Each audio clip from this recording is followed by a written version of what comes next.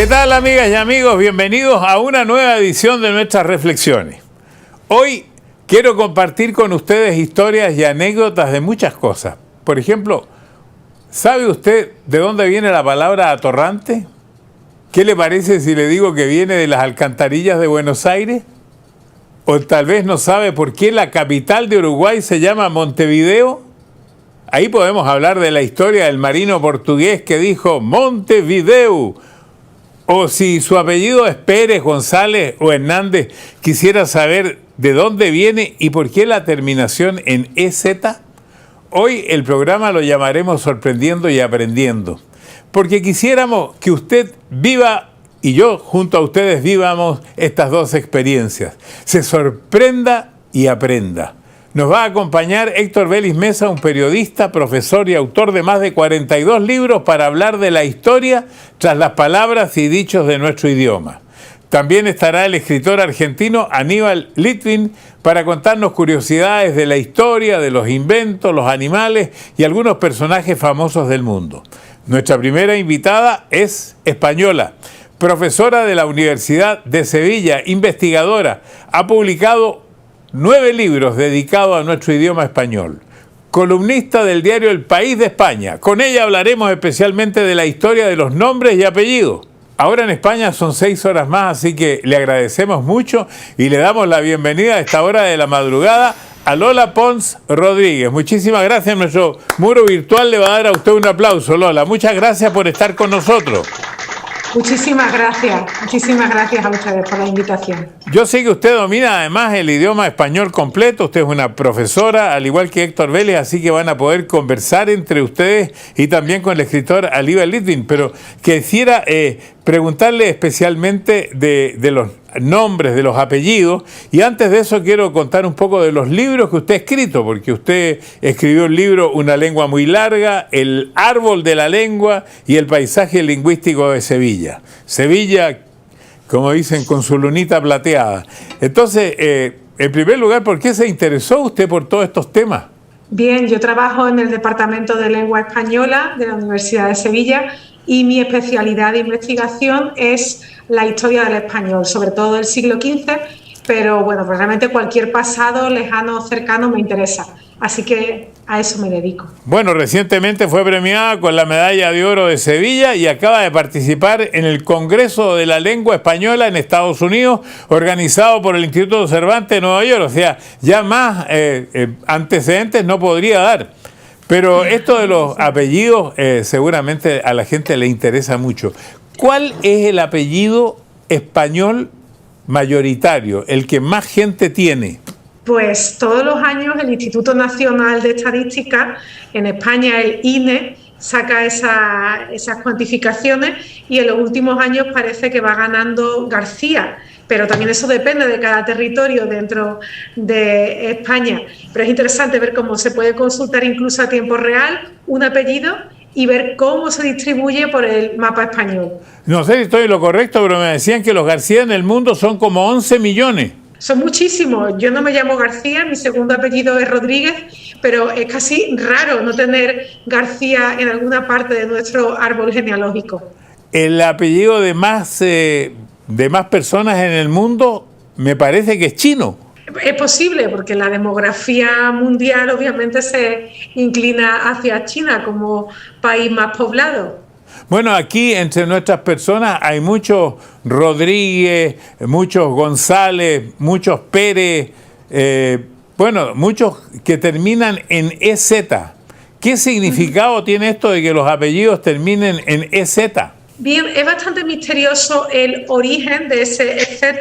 Se ha dicho que si era algo que venía de algo distinto del latín, una lengua prerromana como el euskera, el vasco, u otra lengua prerromana distinta como el ibérico, pero sí tenemos más claro qué significaba.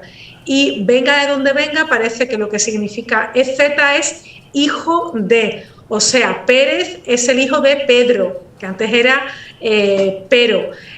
Dieguez es el hijo de Diego, o Rodríguez el hijo de Rodrigo, porque antes los apellidos funcionaban como patronímicos. Si te llamabas Rodríguez es porque tu padre se llamaba Rodrigo. ¿Qué otras curiosidades hay en los nombres? no en los apellidos, ahora voy a los nombres. Bueno, ahí creo que una cosa interesante que debemos saber, y es que nombres que nos parecen a nosotros de toda la vida, como los nombres de las advocaciones religiosas marianas, o sea, que haya mujeres que nos llamemos María Dolores, o Angustias, o Consuelo, o Amparo, ese tipo de nombres de vírgenes son nombres relativamente recientes que se extienden entre nuestros sistemas de denominación, sobre todo a partir del siglo XVIII. Igual que hoy hay modas con los nombres, también las tenían nuestros antepasados. Por ejemplo, ¿qué modas hay ahora? Pues yo creo, al menos en el ámbito español, suele haber mucha huella bien de personajes famosos, pues de repente hay niñas que se empiezan a llamar Shakira u otros cantantes famosos o nombres de una serie como Juego de Tronos, y creo que de una manera más amplia, si vemos esto con un foco más amplio, es indudable el influjo de sistemas de denominación extranjeros. El peso, por ejemplo, en España de los nombres del inglés ha sido considerable en los últimos años. Bueno, ¿los nombres provienen en general del latín? Muchos de nuestros nombres sí, pero otros han venido más recientemente de las lenguas germanas. Eso fue una moda que llegó a la península ibérica, sobre todo a partir del siglo XI, cuando ya no había una conciencia de población germana en la península y la gente se empezó a llamar Fernando o Alonso o nombres de ese tipo, Elvira, que vienen de influencia germánica, de las lenguas góticas. Bueno, y por ejemplo, yo me llamo Mario. ¿De Ese dónde sí es viene? un nombre latino. Muchos de esos nombres latinos se han seguido poniendo porque ha aparecido un santo que tiene ese nombre latino, y siempre los nombres que han estado refrendados por la tradición cristiana en español han gozado de una gran extensión. Bueno, dicen que también dieron origen a los apellidos, los oficios, ¿no? Sí, es verdad que los apellidos van por un camino distinto de los nombres. Los apellidos muchas veces nacen como apodos. Por eso hay gente que se llama Rubio o Moreno, y muchos de esos apodos tienen que ver con el oficio al que uno se dedicaba, sastre, por ejemplo, o con el lugar del que venía. Hay muchos de nuestros apellidos que son topónimos, gente que se llama Jerez de apellido o Guadalajara de apellido, porque algún antepasado suyo vino de allí. Bueno, yo le voy a dar, tengo una nube virtual de muchos países y a lo mejor ellos tienen algunos. Levanten la mano los que quisieran hacer una pregunta. Gabriel Romo está en Aguascalientes, en México, y él le va a hacer a usted una pregunta. Adelante, Gabriel. Considero que muchos de los nombres hoy en día se ponen con base en estereotipos o el estatus social que le quieres dar a tus hijos. Quiero ver qué tanta influencia tiene esto no solo en México, sino en todo el mundo. Muchísimas gracias. Fíjate que antes, en el siglo XVI y XVII, había nombres de ricos, estoy simplificando mucho, pero era así, y nombres de pobres. Y, por ejemplo, Mencía era un nombre de señora rica, igual que hoy un nombre como de persona que al menos quiere aparentar tener posesión dineraria sería Borja o Cayetano en el caso de España. Claro que eso cambia en el tiempo y obviamente uno se puede llamar como sea y la cartera va por otro camino, pero eso ha ocurrido constantemente. Bueno, ¿quién más de nuestro muro virtual? Levante la mano quien quiere participar. Armando Blandón está en Esteli, Nicaragua. Adelante, Armando. Bien clarita la pregunta y bien breve. De todos los libros que tiene Lola, ¿cuál ha sido el que más ha impactado a las personas, principalmente en Latinoamérica? Pues gracias, Armando. Creo que El árbol de la lengua, que actualmente se está distribuyendo con mucha facilidad en México y en Argentina, está teniendo muy buena acogida por parte de los lectores. Mira, voy a incorporar a esta conversación a otro de nuestros invitados que de alguna manera tiene que ver más o menos contigo. Lo conozco hace muchos años, con él he aprendido muchísimo, me he sorprendido mucho con él, también lo conozco como 30 años, profesor premiado universitario, pero él no se considera profesor, tampoco se considera escritor, a pesar de que escribió más de 42 libros, sino solamente se considera un autor. Era muy tímido y lleva lleva más de 3 décadas frente a las cámaras y a los micrófonos en radio y televisión. Su especialidad es la divulgación del lenguaje y sus orígenes y la historia detrás de las palabras, los dichos, las costumbres, la cultura. Sorprendiendo y aprendiendo, así dijimos que eran nuestras reflexiones. Bienvenido, Héctor Vélez Mesa. Hola, don Francisco, ¿cómo está? Gusto de saludarlos a todos ustedes. Muchas gracias. Me imagino que para ti también te será un gusto conocer a Lola Pons, que tiene una especialidad similar a la tuya. Y que hizo una alusión a mí. ¿Así por qué? Los calvos. Ah. Los calvos. Perdón. A pesar que ustedes dominan, Sí. a pesar de que ustedes dominan lo mismo, hoy día te seleccionamos a ti más en las palabras. Bueno, entonces vamos a las palabras. La palabra trabajar. ¿Qué hay detrás de la historia ya que estamos trabajando aquí? Eso tiene que ver con el hecho de lo que yo hago. Nunca desde chico me gustó el trabajo.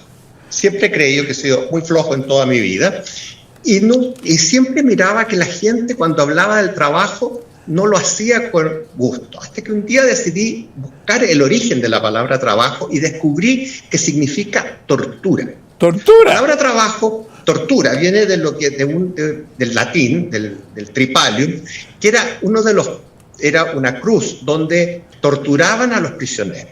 Es la cruz donde murió Jesús. Y de ahí viene la palabra tortura. Y eso fue lo que me llevó a mí a hacer este trabajo. Mi único afán era encontrar un trabajo que me diera la impresión de que yo no estaba trabajando. Y del lenguaje fue lo que me llevó a esto, con una serie de palabras que las fui encontrando en los libros que me hacía leer mi madre. Te voy a poner un ejemplo, por ejemplo. El caso de la palabra testimonio, testamento y testigo, que siempre le preguntaba a mis alumnos cuál era el origen y antes les explicaba cómo ellos podían, cómo se formaba una palabra, les hablaba de los prefijos, de la base, del sufijo. Y preguntaba siempre por la palabra testigo, porque dicen, yo no estoy tan seguro a lo mejor que esto sea verdad, pero dicen que los romanos cuando juraban levantaban la mano derecha y con la izquierda se tomaban los testículos y los ponían de testigo. ¿Ah? Bueno, mira, vamos a hacer lo siguiente. Le vamos a preguntar a Lola y también a ti, ¿qué es lo que más les sorprende del idioma español? Y quisiera agregar también, ¿cuántas palabras tiene el idioma español? Bueno, el tema de las palabras es imposible cuantificarlo porque aunque hay veces que se hacen competiciones, ¿qué lengua tiene más palabras? Es difícil saber qué se cuantifica. ¿Se cuantifica solo pan o también panadero, panadería? ¿Se cuantifica panecillo? Eso es complicado. Lo que más me sorprende del idioma español, de hecho no me ha dejado nunca de sorprender, son los sistemas de cortesía, cómo nos dirigimos al otro. Porque eso aparentemente parece muy fácil, ¿no? Que es como tú frente a usted, pero después en la realidad sabemos que hay un usted de absoluta familiaridad, está el uso de vos, hay una parte del mundo hispánico que no conoce el pronombre vosotros, como también pasa en Andalucía Occidental, que es mi zona. O sea, la forma de dirigirse al otro me parece que es una fuente constante de cambios lingüísticos y es interesantísima. Bueno, hay algunos que dicen vos o usted, pero los argentinos, tenemos después un argentino invitado que ya viene luego, que se dicen che, ni vos ni usted, dice che, ¿qué decís vos? ¿Cómo estás? Así que, ¿qué te sorprende a ti, Héctor, del idioma español? La racionalidad que hay detrás de una palabra, la historia que hay detrás de una palabra. Por eso que siempre yo esto lo explico con algún ejemplo. De repente hoy día nosotros vemos la palabra subsidio y descubrimos que el subsidio procede de la formación del ejército romano. Ellos luchaban en 3 filas. La primera eran los menos aguerridos y eran los que primero caían. La segunda línea eran un poco más preparados.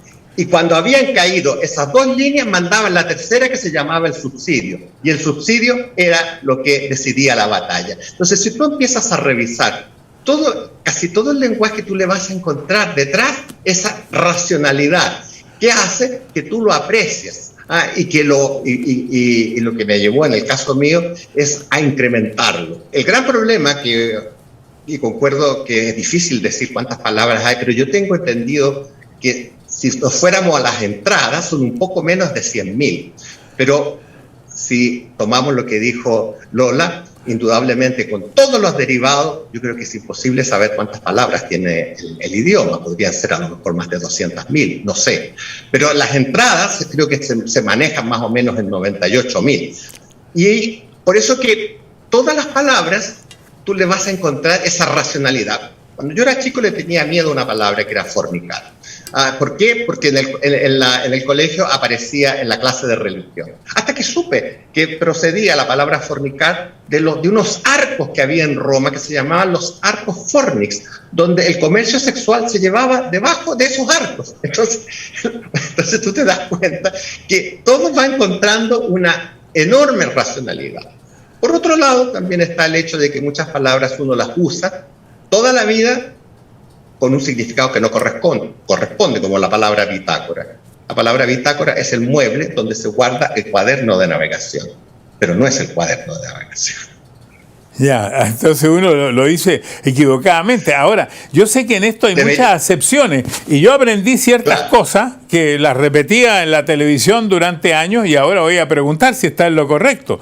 Yo, por ejemplo, lo dije al principio del programa, la palabra atorrante, alguna vez aprendí que viene de la Argentina en un momento de crisis económica cuando la gente de provincia venía a la ciudad y había quebrado la compañía que hacía el alcantarillado que se llamaba A. Torrens y Compañía, que unos caños inmensos grandes, la gente se metía adentro a dormir en la noche porque hacía frío y a los que estaban adentro de estos A. Torrens los llamaron atorrantes. ¿Eso es correcto o yo estoy equivocado? Por lo que yo he visto y he leído en los libros que he traído desde Buenos Aires, eso sería correcto, esa sería la respuesta correcta. Es decir, no sé si es a torrent o torrent nomás, pero efectivamente los tubos donde ellos se guarecían eran de esa marca y les llamaban atorrantes por esa razón. Y entonces quiero una pregunta para Lola, que está tan relacionada con la Academia de la Lengua. ¿Cuáles son las últimas palabras que se aceptaron en la Academia de la Lengua? Bueno, se han aceptado muchas que tienen que ver con el desgraciado coronavirus, pues COVID, etcétera, han ido entrando, pero hay una que entró muy particular que es amigobio. ¿Qué significa? Amigobio es esa relación sentimental de escaso compromiso, pero bueno, de ciertos derechos recíprocos que pueden contraer dos personas que son algo más que amigos, pero algo menos que novios. Entonces me gustaría, Héctor, que me dijeras qué otras curiosidades podrías tú agregar a las palabras. Aunque parezca un error de la gente, la palabra haiga existe, que sería una forma mal usada del verbo haber, que yo haiga ido, por ejemplo. Sí. Pero en realidad la palabra haiga es un sustantivo. Es un sustantivo y aparece en el diccionario con la definición de auto muy grande y ostentoso. Esta palabra se creó en España y se incluyó en el diccionario con esa definición. ¿Por qué? Se cuenta que los nuevos ricos, cuando compraban un auto muy grande, llegaban al local y ¿cuál le gusta a usted? El que haiga, decían. Entonces, en sentido irónico y despectivo, crearon la palabra haiga para referirse a este automóvil. Por ejemplo, el pulgar. El dedo pulgar, ¿sabes por qué se llama así? ¿Por qué? Porque sirve para matar las pulgas. La pulsera, esta que está acá. Ya. Porque va donde está el pulso. Por eso se llama pulsera. Bueno, sigamos aprendiendo. Junto a otro periodista, humorista, escritor argentino, ha dedicado parte de su vida a investigar, a escribir sobre curiosidades de todo tipo, desde el fútbol, la historia, los inventos, la verificación de aquellas historias que se cuentan de generación en generación, desde Rafaela, Argentina, don Aníbal Litvin. Don Aníbal, ¿cómo está usted? Hola, don Francisco, un gusto estar aquí. Hola, Lola. Hola, Héctor, ¿cómo están todos? Hola. Está muy interesante todo lo que han contado realmente, ¿eh? ¿Qué es lo que interesante? ¿Qué es lo que más le llamó la atención a usted de lo que han contado? Todos los apellidos. Bueno, mi abuelo materno, Zinger, cantante, sí, ¿no? Que venían de Sarabia, de la Rusia, ¿no? De esa época, de antes de la Primera Guerra Mundial. O sea que no sé quién cantaba en mi familia, pero ya era Zinger. Y también lo que preguntaban el idioma tiene una plasticidad que podemos deformar las oraciones como que el inglés no lo permite, es más rígido. Y por eso es más fácil el inglés aprenderlo. Y los verbos son más fáciles. Esa capacidad de decir, salí, me fui y volví del jardín y volví. Ese tipo de cosas del idioma que nos permiten, y no sé cómo nos entendemos a veces, porque deformamos tanto las oraciones que a veces no sabemos cómo nos podemos entender. A Lola Pons, que está en la madrugada en España, se le cortó la luz. Y ahora, la magia de la tecnología, entró con su teléfono, con la luz que no sé de dónde consiguió, seguramente una lámpara de emergencia, Lola, y podemos seguir conversando. Esto era impensado hace pocos años atrás. Bueno, estábamos en una pregunta para Aníbal sobre la cosa de atorrante. Si la palabra venía de Argentina y venía con esta historia. La historia es real. Yo lo tengo como A. Torrance, un fabricante francés, sí, de los caños grandes, donde la gente, en una época de crisis de la Argentina, dormía adentro. La palabra en los últimos 20 años ha caído en desuso, atorrante. Ya ha pasado al lunfardo más antiguo. Es que ha cambiado un poco el idioma en la Argentina, nueva inmigración de toda Latinoamérica, que ha venido especialmente a Buenos Aires, ha traído nuevo léxico. Y eso, el idioma cambia todo el tiempo, es muy móvil. Exactamente. Y ahí hay algo que sí pude comprobar, porque yo fui a Buenos Aires y le hice la entrevista, porque cada vez que usted se encuentra con un argentino, nunca le dice, pasame un lápiz de pasta, jamás dice eso. Dice, pasame la virome. Y yo conocí la historia de labios de justamente don Ladislao Viró Ullmann, que era un húngaro que estaba escondido en Francia, que entró a la embajada de Francia, trató de poner una aplicación, se le reventó el lápiz, manchó la hoja, la quería arrancar y alguien le dijo, momentito. Y ese señor era un pariente de un político argentino de apellido Meix, le dijo, ¿qué le pasó? Le dijo, estoy inventando un lápiz, se me reventó. Y él le dijo, me imagino en ese entonces con tono argentino, decir, si vos te asociás conmigo, te llevo a la Argentina. Y así fue, se fue a la Argentina y el señor Ladislao Viró, junto a Meix, que era el apellido de este señor, hicieron una compañía que se llamó Virome. Y el primer lápiz de pasta del mundo es argentino. Eso lo puedo dar, yo por seguro, lo firmo, porque me lo dijo el inventor del virome. A propósito, está escribiendo 1000 cosas sorprendentes del fútbol, ¿como cuáles? 1000 datos, yo para el Mundial del 2014 en Brasil hice 1000 datos locos del fútbol mundial. Y como ahora viene otro mundial, aprovechamos y sale en septiembre 1000 nuevos datos locos del fútbol mundial. El más loco. Porque el fútbol es loco y se presta para un montón de cosas, no solo para lo estadístico, sino para ver que hay un estadio en Brasil que está cortado por el Ecuador. Una mitad juega sobre el hemisferio norte y una mitad juega sobre el hemisferio sur. Una cosa que me llamó la atención de todas estas cosas que usted averigua, dice que a los ratones lo que no les gusta es el queso. No está en sus prioridades. Una compañía de control de plagas estuvo estudiando y le gustan las cosas dulces. Le gusta una mezcla de dulces con cacahuates o maníes, como le decimos nosotros, antes que el queso. Así que bueno, habría que revisar los gustos de los ratones. Es verdad, está comprobada esta historia que cuenta usted de Carlitos Chaplin, Charles Chaplin, el gran bufo del mundo, que se presenta en el año 1915 a un concurso de imitadores. ¿Es verdad lo que usted cuenta? Lo contó él mismo.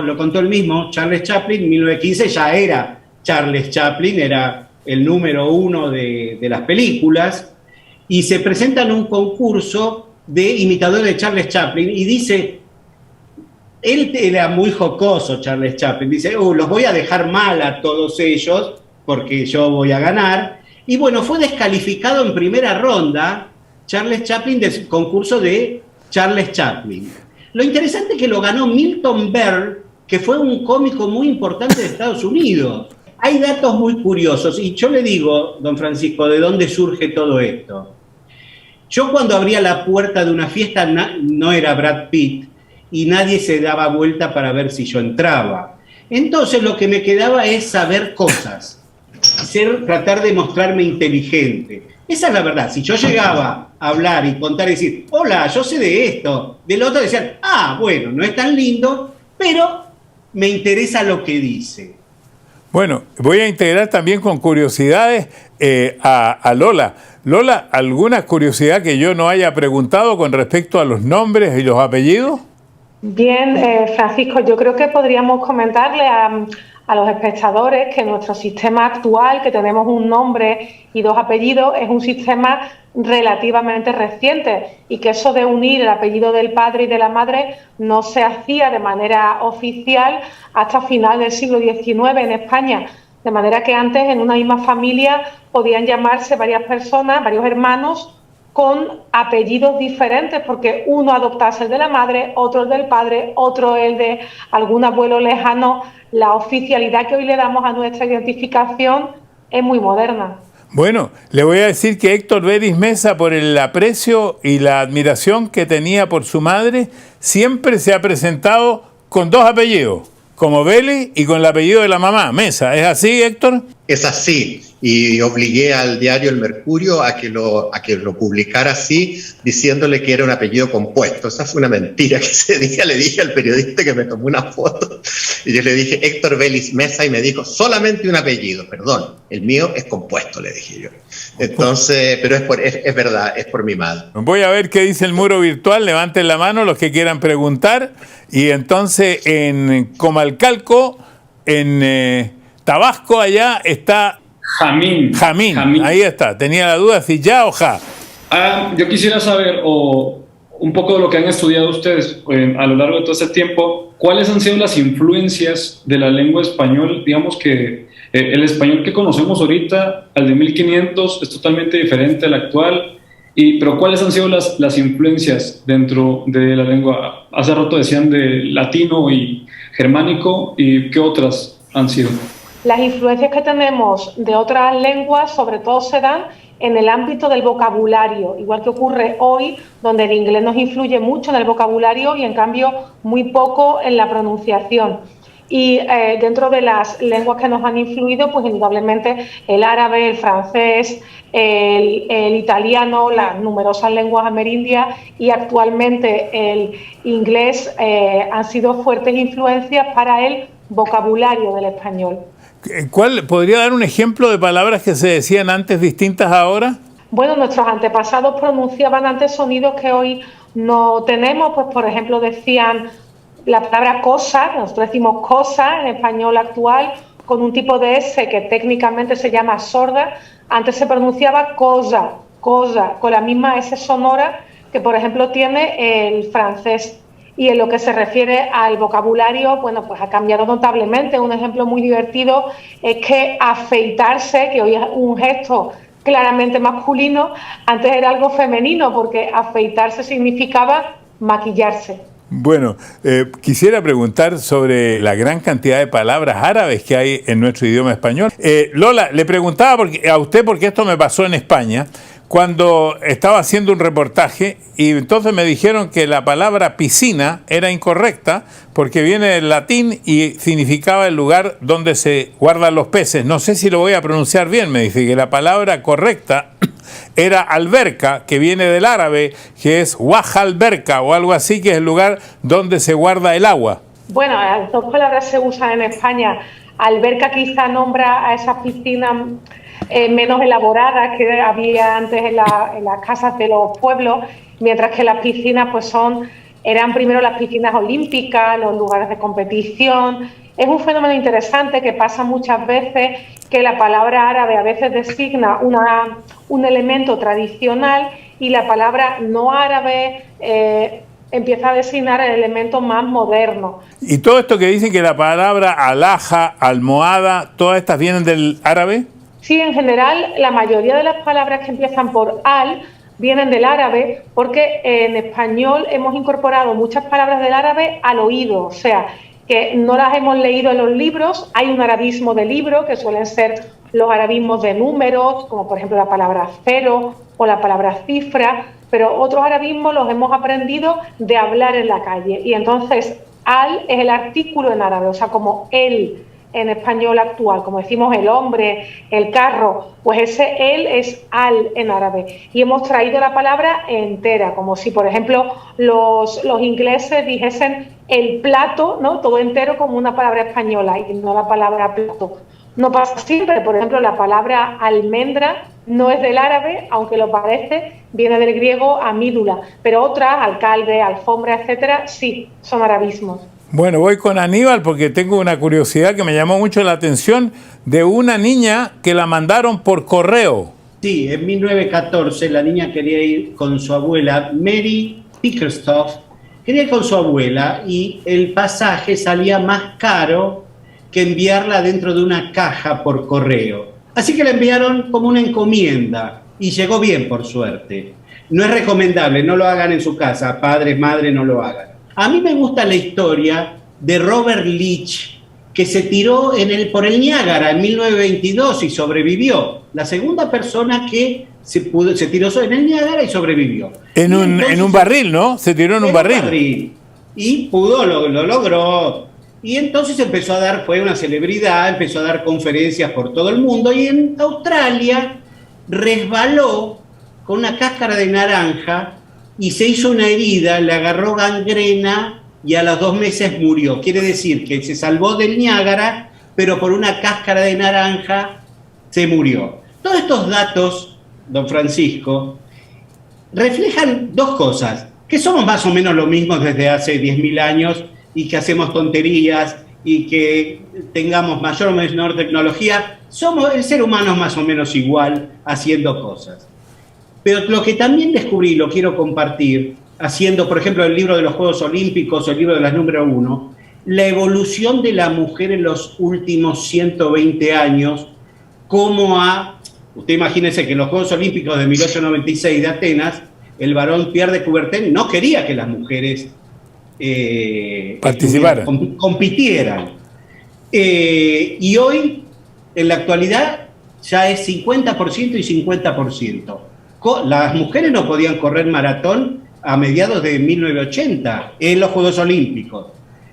Y ha evolucionado tanto, y eso dentro de los datos, y cuántas mujeres científicas e intrépidas y aventureras han sido tapadas por la prensa, mujeres científicas muy valiosas a las que no les dieron el premio Nobel, y le estamos hablando de 1950, ¿no? De hace 3.000 años. Y eso ha cambiado, eso se nota de todos los datos que yo hago, cómo ha evolucionado la mujer en los últimos tiempos, me parece sensacional. Muy bien, Héctor, cuéntanos algunas de otras de estas curiosidades de las palabras, que es tu especialidad. Las Islas Canarias. Islas Canarias. Tienen su nombre, las Islas Canarias. Yo creo que todo el mundo cree que la deben a los canarios, pero en realidad no. Las Islas Canarias deben su nombre a los perros, es decir, era la isla de los canes. Y los canarios también deben su nombre a los perros, pero no fueron los canarios vinieron después. Muchas gracias. Vamos a ver el muro virtual, es el momento de las mujeres, como lo dijeron ahí, que habían avanzado tanto. Alejandra Palacio está en Pimentel, en Chiclayo. Acá en Latinoamérica se refieren mucho el idioma como español, mientras que en España es el castellano. Entonces yo quisiera saber cuál es la diferencia entre el idioma español y castellano. Bueno, en España también somos muchos los que decimos español, aunque castellano es el nombre que se le da a nuestra lengua en la Constitución española. En la actualidad podemos entenderlo como palabras equivalentes, o sea, como palabras sinónimas. Ahora bien, filológicamente, digamos en el ámbito más especializado, preferimos hablar de castellano a eso que hablamos hasta el siglo XV, inclusive, y español lo que se empieza a hablar a partir del siglo XVI, que es cuando ya podemos decir que existe una cierta idea nacional de España. Daniela Velázquez, en México. Me gustaría preguntarles cuál es el origen de la palabra democracia. Democracia. Es el gobierno del pueblo. Sí. Gracia es cualquier forma de autoridad y cuando decimos aristocracia, oligocracia, etcétera, nos referimos a un tipo de gobierno, de la oligocracia basado en la riqueza, de la democracia pues basado en la voluntad popular, en la de todos. Vamos entonces con David Salas en La Paz, Bolivia. Buenas tardes, mi pregunta es para los 3 expertos. Muchos autores y artistas del género bolero específicamente mencionan que el español es el idioma más romántico y pasional de todos. ¿Ustedes qué opinan sobre esa acepción? Muchas gracias. Opino que la pasión está en todos lados, cualquiera sea el idioma. No sabemos cómo serán los boleros en India.